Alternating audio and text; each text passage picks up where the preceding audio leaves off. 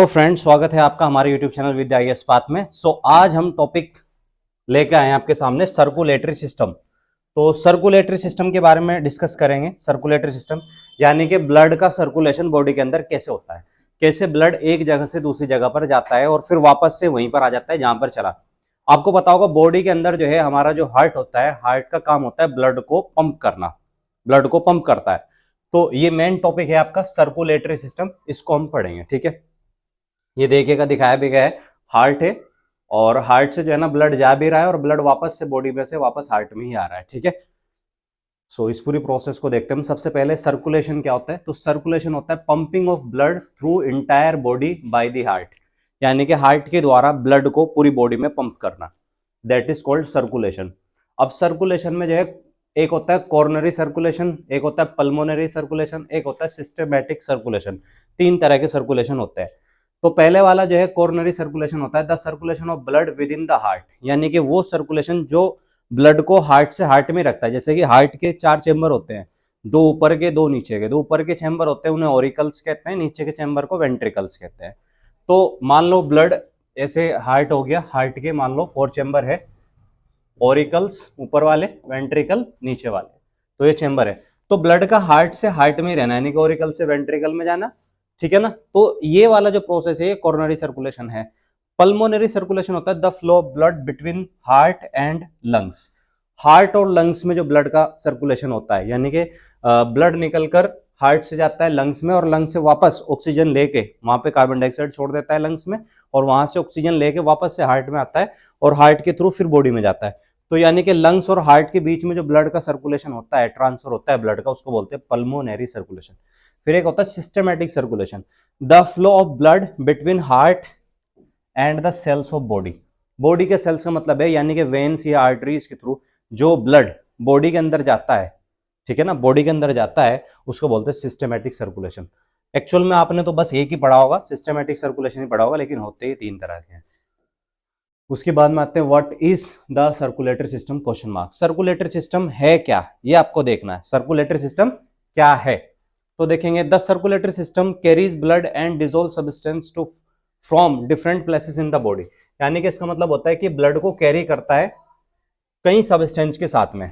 मतलब आप जो खाना खाते हैं, फूड खाते हैं, उस फूड के अंदर कुछ एनर्जी होती है, कार्बोहाइड्रेट, प्रोटीन, विटामिन्स, मिनरल्स, ये सारे मॉलिक्यूल ब्लड के अंदर कैरी होकर बॉडी के हर एक सेल्स तक जाते हैं। तो ब्लड हमारे लिए दो काम कर रहा है, एक तो ऑक्सीजन को ट्रांसपोर्ट कर रहा है एक जगह से दूसरी जगह में, साथ में कुछ सब्सटेंस है, डिफरेंट डिफरेंट सब्सटेंस है, उनको भी ट्रांसफर करता है different places in the body, body के अलग अलग जगह पर जहां पर भी जरूरत हो, क्योंकि ब्लड ही एक ऐसी चीज है जो बॉडी के हर एक हिस्से में, हर एक पार्ट में जाता है, पहुंचता है। उसके बाद में the heart has the job, heart की जो जॉब है या काम है, pumping these things in the body, यानी कि बॉडी के अंदर इन सब चीजों को पंप करना या ब्लड को पंप करने का काम हार्ट का होता है।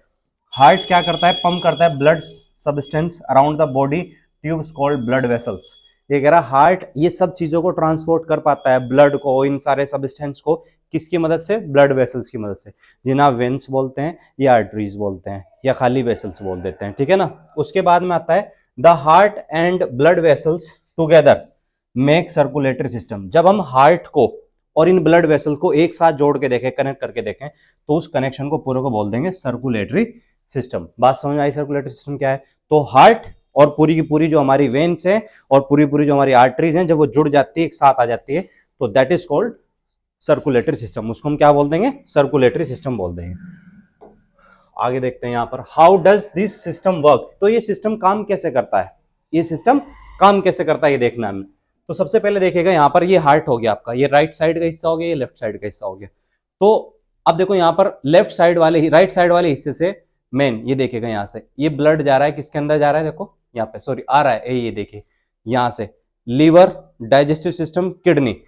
पहले ब्लड गया बॉडी के अंदर, फिर वो ब्लड वापस यहां से निकल रहा है, और निकलने के बाद में जो है ना कहां पे जा रहा है, लंग्स में जा रहा है। ठीक है ना, कहां पे जा रहा है, लंग्स पे जा रहा है। मतलब कुल मिला के सिस्टम ऐसा होता है कि पहले ब्लड जो है हार्ट से बॉडी में जाएगा, और जो ब्लड हार्ट से बॉडी में जा रहा है उसके पास है ऑक्सीजन, ऑक्सीजन वाले मॉलिक्यूल है।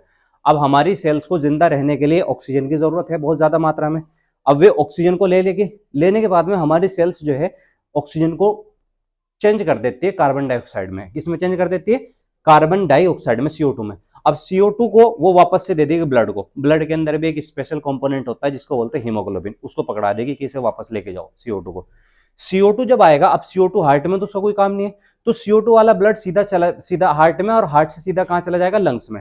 फिर लंग्स के अंदर तुम्हें पता है लंग्स का क्या काम होता है, ऑक्सीजन खींच रहे हैं, CO2 को हम छोड़ रहे हैं, एक्सेल कर रहे हैं, तो ऑक्सीजन के मॉलिक्यूल को तो दे देगा उस हीमोग्लोबिन को, और उस हीमोग्लोबिन से ले लेगा कार्बन डाइऑक्साइड। वो कार्बन डाइऑक्साइड बाहर आ जाएगा प्रोसेस के थ्रू, और ऑक्सीजन वापस से हार्ट में, और हार्ट से फिर बॉडी में। तो वो चार्ट यहाँ पर फ्लो चार्ट दिखाया कि कहां से कैसे जो है ब्लड आ रहा है और कैसे ब्लड जा रहा है। नेक्स्ट, अगर हम देखें, our circulatory system is a double circulatory system, यानी कि इंसान के अंदर, एक इंसान में सर्कुलेटरी सिस्टम कैसा है, डबल सर्कुलेटरी सिस्टम है, यानी कि दो तरीके से सर्कुलेटरी सिस्टम होता है। हमारी बॉडी में आपको पता है दो चीजें एक साथ काम कर रही है, एक हमारा बॉडी की सेल्स और लंग्स, ठीक है ना, तो डबल हो गया। ये क्या हो गया, डबल, दो लेवल पे ऑक्सीजन और कार्बन डाइऑक्साइड का एक्सचेंज हो रहा है। ये वाला जो ग्रीन वाला जो एरिया दिखा रखा है, समझ लो ये CO2 वाला है, और रेड एरिया दिखा रहा है, मान लो ये ऑक्सीजन वाला एरिया, O2 वाला, तो CO2 एंड O2। तो सबसे पहले क्या हुआ, यहाँ पर देखिएगा, ऑक्सीजन वाला ब्लड आया हार्ट में, हार्ट से चला गया कहां पर, बॉडी सेल्स में। बॉडी की सेल्स उस ऑक्सीजन को कन्वर्ट कर देगी किसमें, CO2 में। अब जाहिर सी बात है, CO2 वाला ब्लड फिर से हार्ट में चला गया, और हार्ट के इसी हिस्से से वापस कहां चला गया, लंग्स में। लंग्स फिर से CO2 वाले को किसमें कन्वर्ट कर देगा, O2 में। ये प्रोसेस चलती रहेगी। O2 वाला ब्लड बॉडी में चला जाएगा, बॉडी O2 को यूज करके CO2 में कन्वर्ट कर देगी, CO2 वाला ब्लड फिर से किसके अंदर चला जाएगा, हार्ट के अंदर, हार्ट में से फिर कहां चला जाएगा, लंग्स में, लंग्स फिर से CO2 किसमें, O2 दे देगा उसको, ठीक है ना, CO2 बाहर कर देगा, O2 दे देगा। तो ये प्रोसेस चलती रहती है, ठीक है ना। तो यहाँ पर देख सकते हैं राइट साइड में जो है आपका डीऑक्सीजनेटेड ब्लड है। डीऑक्सीजनेटेड ब्लड मतलब जिसमें ऑक्सीजन नहीं है, डीऑक्सीजनेटेड ब्लड जिसमें ऑक्सीजन नहीं है, कार्बन डाइऑक्साइड है, CO2 है। और देख लेंगे यहाँ पर लेफ्ट साइड में जो है आपका ऑक्सीजनेटेड ब्लड है। ऑक्सीजनेटेड ब्लड मतलब ऑक्सीजन वाला ब्लड, ये राइट साइड में दिखाया है, सॉरी लेफ्ट साइड में दिखाया है, कोई प्रॉब्लम नहीं है। इसको बोलते हैं डबल सर्कुलेटरी सिस्टम। बहुत आसान लैंग्वेज में मैंने समझा दिया है what is double circulation. Question आ जाता है एग्जाम में, what is double circulation. So उसके बाद में हार्ट की अगर हम बात करें, द हार्ट, तो यहां पर आप हार्ट देख सकते हैं, heart this is a when, ठीक है ना। देखो ये यहाँ पर वेन है, ये जो हार्ट में यहाँ पर ब्लड को लेकर आ रही है, ठीक है ना, from the body except the lungs, ठीक है ना, बॉडी से लंग्स की। यहाँ पर दो एट्रिया है, ये दिखाई दे रहे, एक और एक, दो हो गए एट्रिया। मैंने बताया था दो एट्रिया होते हैं जिन्हें ओट्रियम बोल देते हैं, और दो ही होते हैं इसमें वेंट्रिकल, ये रहे, ठीक है ना, लेफ्ट साइड वाले। तो दो आर्ट के अंदर जो है ना आपको ध्यान रखना है, दो होते हैं ओट्रियम और दो होते हैं क्या इसके अंदर, वेंट्रिकल। ऊपर वाले क्या हो जाएंगे, ओट्रियम, नीचे वाले क्या हो जाएंगे, वेंट्रिकल। ऊपर वाले ओट्रियम, नीचे वाले वेंट्रिकल, ये ध्यान रखना है आपको, ठीक है, हार्ट के बारे में। द हार्ट, अभी ये स्ट्रक्चर पूरी दिखा सकते हैं। ये दिखाया है इसने कि राइट ओट्रियम कहाँ पर है, लेफ्ट ओट्रियम कहाँ पर है, ठीक है ना, राइट वेंट्रिकल कहाँ पर है और लेफ्ट वेंट्रिकल कहाँ पर है। और बीच में देखो इनके वॉल होती है। वॉल का काम क्या होता है, बेसिकली ब्लड को ऊपर से नीचे आने देना या नीचे से ऊपर जाने देना, ये इनका काम होता है वॉल का। सुना भी होगा आपने कि किसी इंसान की वॉल खराब होगी, भाई दिल की वॉल खराब हो गई, वो डलेगी, तो ये वॉल वही होती है जो खराब हो जाती है, ठीक है नहीं। हार्ट अटैक भी इनकी वजह से कभी कभार आ जाता है, इस तरह की सिचुएशन भी हो जाती है। आगे, how does heart work, heart हमारा काम कैसे करता है, कह रहा है पहला स्टेप 1, पहले स्टेप में। तो पहले स्टेप में क्या होगा, blood from the body, body से ब्लड इसके अंदर आएगा, फिर ब्लड फ्रॉम द लंग्स, फिर लंग से भी आएगा। इधर बॉडी से आ रहा है, इधर किससे आ रहा है, लंग से। जो लंग से ब्लड आ रहा है देखो वो रेड साइन से दिखाया है, यानी कि ये वाला ब्लड कौन सा आ रहा होगा, O2 वाला। और जो बॉडी से आ रहा है वो ब्लू साइन से दिखाया, तो उसका मतलब वो कौन सा ब्लड आ रहा होगा, CO2 वाला। तो CO2 वाला ब्लड भी एक साथ ही आ रहा है और O2 वाला ब्लड भी क्या आ रहा है, एक साथ ही आ रहा है, कोई दिक्कत तो नहीं।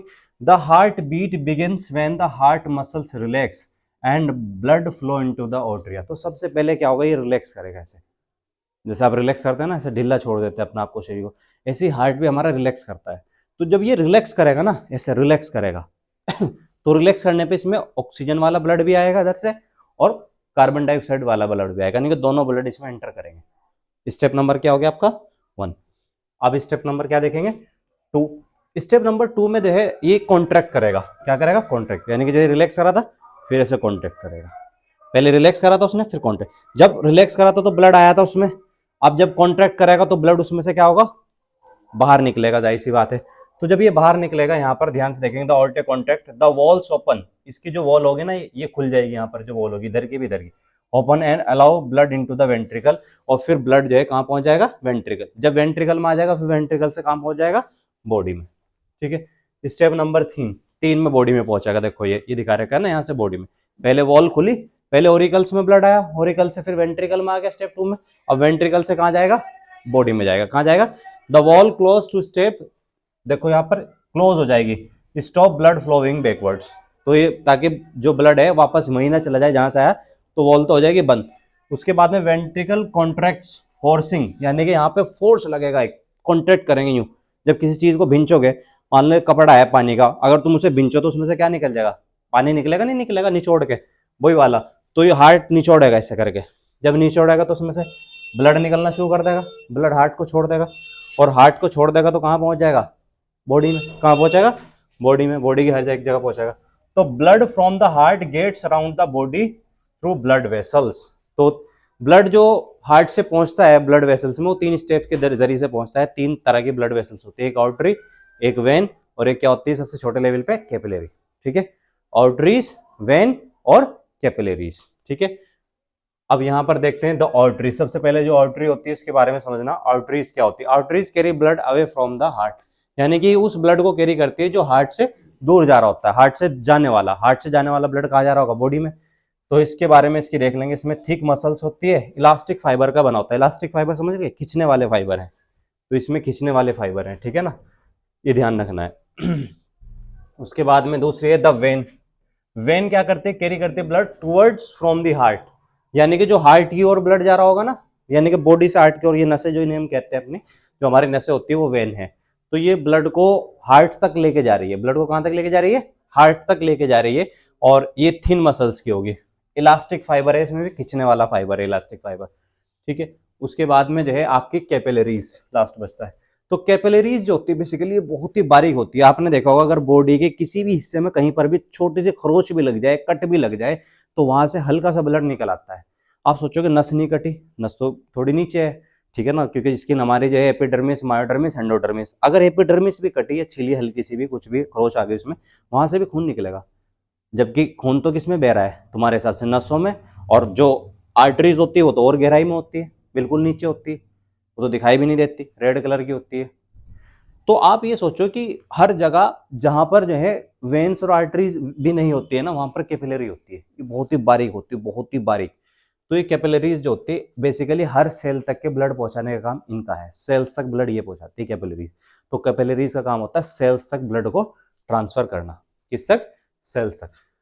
तो व्हाट इज इन, फिर एक ब्लड के अंदर क्या क्या चीजें होती है, जैसे कि ब्लड है तो इसके अंदर क्या क्या चीजें, मैंने बताया था ना, ब्लड में ऑक्सीजन भी होता है, red blood cell, digested food जो भी हम खाते हैं, डाइजेस्टेड फूड में कार्बोहाइड्रेट, प्रोटीन, विटामिन सब इसी में होगा, व्हाइट ब्लड सेल भी होता है, वेस्ट प्रोडक्ट भी ब्लड के अंदर ही होते हैं, वेस्ट प्रोडक्ट होते हैं तभी तो किडनी में जाके फिल्टर करती है ब्लड को, प्लेटलेट भी होती है, सुना होगा आपने, हॉर्मोन्स भी होते हैं, प्लाज्मा भी होती है, और कार्बन डाइऑक्साइड भी होती है, ये सब चीजें इसके अंदर होती है। अब अगर मैं बात करूं यहाँ पर थोड़ा सा ब्लड की, ब्लड, तो ब्लड के मेजरली 2 कंपोनेंट होते हैं, मेजरली 2 कंपोनेंट होते हैं, एक होता है प्लाज्मा, यानी कि 2 चीजों से मिलकर बना है ब्लड, प्लाज्मा, और एक होता है सेल्स वाला हिस्सा। अब यहां पर समझने की बात यह है कि जो प्लाज्मा है ये तो होता है कितना प्रतिशत पार्ट बनाता है, 55% पार्ट बनाता है इसका, कितना, 55%, और सेल्स जो होती है ब्लड का वो 45% हिस्सा होती है। तो एक हो गया 55% और एक हो गया कितना, 45%, दोनों पता चल गया, 55 प्लस 45 कितना हो गया, 100। अब प्लाज्मा जो है ये प्लाज्मा जो है ये कितना कितना क्या क्या होता है, इसके अंदर एक तो होता है पानी, वाटर, 92% वाटर। तो सोच के देखिए 55% का 92% जो है पानी है, वाटर है ब्लड में, तो यानी कि आधे का करीब लगभग क्या बैठ गया, वाटर ही बैठ गया, लगभग आधा वाटर ही बैठ गया है।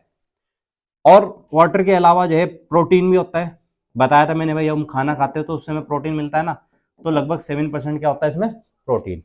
और वेस्ट भी दिखाया मैंने आपको एग्जांपल में, तो वेस्ट भी होता है इसमें लगभग कितना, 1%, कितना, 92 प्लस 7 कितना हो गया, 99, और प्लस 1% में वेस्ट, वेस्ट में कार्बन डाइऑक्साइड गैसेस भी आ गई, O2 गैस, ये इस तरह की गैसेस भी आ गई, प्लस यूरिया भी आ गया जो भी वहां पर दिखाया था। फिर सेल्स कौन कौन सी होती है वहां पर दिखाई गई थी, एक होती है आरबीसी, पढ़ी होगी आपने, दूसरी होती है WBC व्हाइट ब्लड सेल, और तीसरी होती है प्लेटलेट्स। क्या होती है? प्लेटलेट्स। तो आरबीसी रेड ब्लड सेल्स, इसका ये तो हो गया ऐसे ही name. Basically red blood cells को बोलते हैं एरिथ्रोसाइट्स। क्या बोलते हैं? Erythrocyte, erythrocyte. WBC को बोलते हैं ल्यूकोसाइट, ल्यूकोसाइट। और प्लेटलेट्स को बोलते हैं थ्रोम्बोसाइट। इनके नाम है थ्रोम्बोसाइट। ये थोड़ा सा ध्यान होना रखना होता है आपको, आरबीसी, WBC और ल्यूकोसाइट का नाम, जो 45% पार्ट है बॉडी का। अब आरबीसी कितने कितनी परसेंट में होते हैं, WBC कितनी होती है और प्लेटलेट्स कितनी होती है, ये भी जान लेना जरूरी है हमारे हिसाब से। आरबीसी रेड ब्लड सेल्स, या जिसे हमने क्या बोल दिया अभी, एरिथ्रोसाइट, ये मेल में इसका रेशियो अलग होता है और फीमेल में अलग होता है। जो मेल होता है और जो फीमेल होता है उसको देखना है आपको। सो उसको देखेंगे मेल में कितना रेशियो होता है। मेल में आरबीसी जो है ये होती है 50 से लगा के 55 लाख, 50 से लगा के 55 लाख होती है पर लीटर। यानी कि कोई मेल है, जैसा कि हम ही हो गए, एडल्ट मैन हो गए, तो हमारे ब्लड में 50 से 55 लाख जो है आरबीसी मिलेगी 1 लीटर ब्लड में। और सामान्यतः जो है नॉर्मली हमारे ब्लड में कितना लीटर, बॉडी में कितना लीटर ब्लड होता है, 5 से 6 लीटर, इससे ज्यादा नहीं होता। तो आप टोटल आइडिया भी लगा सकते हो कितनी है। फीमेल में थोड़ा इसका रेशियो कम रहता है, ये रहता है 45 से 50 लाख, 45 से 50 लाख, वही पर लीटर में, पर लीटर में। कोई प्रॉब्लम नहीं है, आरबीसी पता चल गया हमें। अगर आरबीसी की कमी हो जाए हमारी बॉडी में तो एनीमिया बीमारी हो जाती है। सुना होगा ना, खून की कमी। जो प्रेग्नेंट महिलाएं होती है, गवर्नमेंट की तरफ से उनको एनीमिया टेबलेट दी जाती है आयरन की, वो इसीलिए दी जाती है ताकि उनकी बॉडी में आरबीसी की कमी ना हो, रेड ब्लड सेल की कमी ना हो, क्योंकि हो जाती है। व्हाइट ब्लड सेल के बारे में, व्हाइट ब्लड सेल की जो नॉर्मल संख्या होती है 4000 से 11000 के बीच में होती है, 4000 से 11000 के बीच में होती है पर लीटर। ठीक है, पर लीटर समझ गए होंगे ब्लड के अंदर, यानी कि 1 लीटर में 4000 से 11000। व्हाइट ब्लड सेल बॉडी के अंदर जो है हमारी एक तरीके से हमारी बॉडी की इम्यूनिटी है। हम जो भी काम करते हैं, रोज कुछ ना कुछ खा ही रहे हैं, तो जब हम कुछ खाते हैं, पीते हैं, कुछ भी चीज करते हैं, तो एक चीज ध्यान रखना है, हमारी बॉडी के अंदर जो है, सॉरी फॉर दैट, तो हमारी बॉडी में जो है हम जो भी खा रहे हैं, एक मिनट बना के दिखाता हूं। बॉडी में फूड गया, फूड के अंदर क्या है, कंपोनेंट। कंपोनेंट मैंने बताया आपको क्या क्या क्या कंपोनेंट है। अब फूड के साथ में जो कंपोनेंट जा रहे हैं ना, कंपोनेंट के साथ में क्या खाली फूड जा रहा है, कुछ ना कुछ फॉरेन एजेंट्स भी तो जा रहे होंगे, कुछ ना कुछ वायरस भी तो जा रहा होगा, कुछ ना कुछ बैक्टीरिया भी तो जा रहा होगा, ऐसी चीजें भी तो जा रही होगी जो हमारे शरीर को नुकसान पहुंचा सकती है। तो बेसिकली WBC जो है ना, इन चीजों से हमारी प्रोटेक्शन करती है। तो इसलिए ये रेस्पॉन्सिबल होती है इम्यूनिटी के लिए। किसके रेस्पॉन्सिबल होती है? इम्यूनिटी के लिए। इम्यूनिटी बेसिकली हमारी और कुछ नहीं, रोगों से लड़ने की एक पावर है बॉडी के अंदर, बीमारियों से लड़ने की ताकत। तो अगर किसी इंसान में WBC की संख्या कम हो जाए तो ऑटोमेटिकली कमजोर हो जाएगा, और अगर बहुत ज्यादा हो जाए ना तब भी दिक्कत है। बहुत ज्यादा कब होगी? जब हमारे शरीर में वायरस की संख्या ज्यादा होगी, तो लड़ने की पावर ज्यादा चाहिए, तो ज्यादा चाहिए तो बॉडी इसको ज्यादा मात्रा में बनाना शुरू कर देगी। सोचो अगर किसी की बॉडी में WBC की संख्या ज्यादा हो जाए, तो ध्यान रखना, या तो वो वायरस का शिकार है, उसकी बॉडी में वायरस ज्यादा है, या बैक्टीरिया ज्यादा है। तो ऐसा कहा भी जाता है कि मान लो अगर किसी इंसान को कैंसर है, ये एड्स जैसी बीमारी है, तो उसकी WBC क्या हो जाएगी? बढ़ जाएगी ऑटोमेटिकली। क्या हो जाएगी? बढ़ जाएगी। बात समझ में आ गई? ठीक है, तो अब देखते हैं, सॉरी उसके बारे में बताना रह गया, लास्ट रह गया था प्लेटलेट्स। ठीक है, लास्ट क्या रह गई थी? प्लेटलेट्स। तो पहला आपका हो गया यहाँ पर जो है आरबीसी, दूसरा WBC, तीसरी प्लेटलेट के बारे में बताना रह गया, प्लेटलेट्स। अब तुमने सुना भी होगा कि भाई इससे बुखार हुआ था, डेंगू, प्लेटलेट्स की संख्या कम हो गई। प्लेटलेट की जो नॉर्मल संख्या होती है 1.2 लाख से लगा के, कहीं कहीं पर 1.5 लाख भी आ जाता है लिखा हुआ, 4.5 लाख पर लीटर तक होती है, इतनी होती है। ठीक है ना, तो 2.25 लाख या 1.5 लाख से लगा के 4.5 लाख के करीब जो है ये रहती है, लगभग नॉर्मल वैल्यू है। कम हो जाए तो बॉडी के अंदर जो है प्रॉब्लम बनती है। प्लेटलेट्स का काम होता है कि हमारी बॉडी के अंदर जो है, आपने सुना होगा अगर बॉडी में कहीं कट लग जाए, कहीं से कट जाए बॉडी, एक्सीडेंट हो जाए किसी का, या किसी भी तरीके से कट लग जाए बॉडी में, तो वहां पर 5-6 मिनट बाद अपने आप ब्लड का फ्लो रुक जाएगा, खून बहना बंद हो जाएगा। इसी के कारण, प्लेटलेट के कारण ही, क्योंकि प्लेटलेट जो है थ्रोम्बिन नाम का एक प्रोटीन जमा देती है वहीं पर। ठीक है ना, तो उसकी वजह से ब्लड बहना बंद हो जाता है। ठीक है, फिर ये ब्लड है, फिर आरबीसी वगैरह, इसमें सारी चीज दिखा रखी है। रेड ब्लड सेल कैसी दिखती है, ठीक है ना, वह प्लेटलेट्स कैसी दिखती है, स्टार स्टार से टाइप की दिखाई दे रही होगी, और प्लाज्मा बीच में जो ये दिख रहा है, ठीक है ना, प्लाज्मा, व्हाइट ब्लड सेल कैसी होती है, ये सब दिखा रखी है यहाँ पे। उसके बाद में जो है रेड ब्लड सेल कैसी होती है, तो ये बाइकॉनकेव होती है, बस इसके बारे में ये ध्यान रखना है, बाइकॉनकेव होती है और इस पे हीमोग्लोबिन होता है। एक मिनट, इसमें जो है ना हीमोग्लोबिन होता है, HB हीमोग्लोबिन। एक हीमोग्लोबिन के साथ में 4 ऑक्सीजन के मॉलिक्यूल जुड़ जाते हैं, 1 2 3 4। तो ये ध्यान रखना, हीमोग्लोबिन का काम क्या होता है, ऑक्सीजन को ट्रांसपोर्ट करना, एक जगह से दूसरी जगह पर लेके जाना, ठीक है। फिर उसके बाद में व्हाइट ब्लड सेल्स होती है। व्हाइट ब्लड सेल्स जो होती है, इसमें एक तो बड़ा बड़ा न्यूक्लियस होता है, ठीक है ना, और ये जो है ना दो मेन होती है, इनमें दो मेन होती है, इनमें एक लिम्फोसाइट होती है और एक होती है मैक्रोफेज। मैक्रोफेज जो होती है ना, ईट एंड डाइजेस्ट कर लेती है माइक्रो ऑर्गेनिज्म को, यानी कि जो मैंने वो बताया था ना आपको, माइक्रो ऑर्गेनिज्म जैसा कि बैक्टीरिया वायरस बॉडी के अंदर चले जाए तो उनको खा लेती है मैक्रोफेज, तो हमारे लिए तो फायदेमंद होगी ना। इसीलिए जो है हम इनको एंटीबॉडीज भी कह सकते हैं, जो डिस्ट्रॉय कर देती है डिसीज को या फॉरेन एजेंट्स को जो हमारी बॉडी के अंदर आते हैं, ठीक है ना। WBC के बारे में था। फिर ये हो गई प्लेटलेट्स। तो प्लेटलेट जो होती है ना, are bits of cell broken off larger cells, ठीक है ना, तो ऐसी लार्जर सेल्स दिखाई देती है, ब्रोकन लार्जर सेल्स, ठीक है ना। प्लेटलेट से प्रोड्यूस होता है, जैसे कि मैंने अभी नाम बताया था ना, फाइब्रोनोजन या फाइबर्स प्रोड्यूस करती है, जो ब्लड के क्लॉट में मदद करता है, यानी कि ब्लड का थक्का जमाने में हमारी मदद करता है, हेल्प करता है। सो ये हो गया ब्लड सर्कुलेशन के बाद में हमारा जो है ना complete topic. So I hope जो है आपको वीडियो पसंद आया होगा। नेक्स्ट वीडियो में हम न्यू टॉपिक के साथ में प्रेजेंट होंगे, तब तक के लिए खुशी से रहिए। जय हिंद दोस्तों।